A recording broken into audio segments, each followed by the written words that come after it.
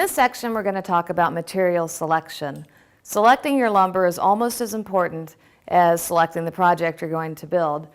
All of the stock from the I Can Do That series comes from the Home Center. Why? Because they sell S4S boards there, and that means surfaced 4 sides. It means they've cleaned up both edges and both faces of the board.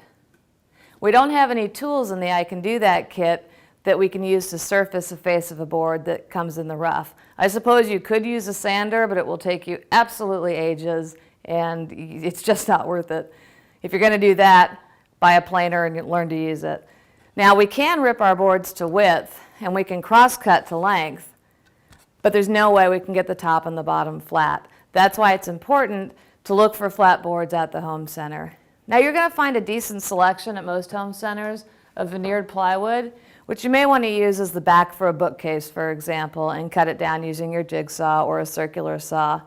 But for the most part, what we're building is going to use dimensional lumber. Again, it's S4S, all 4 sides are surfaced, and they're cut to a specific or almost specific dimension. This is the thickness, this is the width, and then of course this is the length. And that's called dimensional lumber.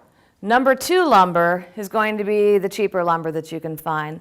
That denotes that the boards have a fair amount of knots in them that are large and loose. This is number 2 lumber here. And you can see that there's a lot of knots, and I've got a pretty loose one here. Prime grade is relatively knot-free. I don't have any knots in this piece. I don't have any knots in this piece. It is commensurately expensive, too. With dimensional lumber, you'll be able to buy things in sizes of 2x4, 2x6, 2x8, and so on. But keep in mind that dimensional lumber that's marked as 2 inches thick is actually 1.5 inches thick. 1 inch thick dimensional lumber is actually 3/4 thick. And what about the width? Well, for numbers 6 and under, for measurement 6 and under, the width is actually 1/2 inch less than that. So a 1x4 is in reality 3/4 thick and 3.5 inches wide.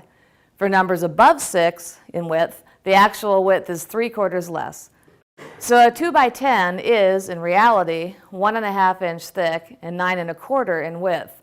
And those measurements aren't always spot on, so you don't want to trust that the size you think you're buying is the size that it actually is. Measure it and adjust your plans accordingly if you need to.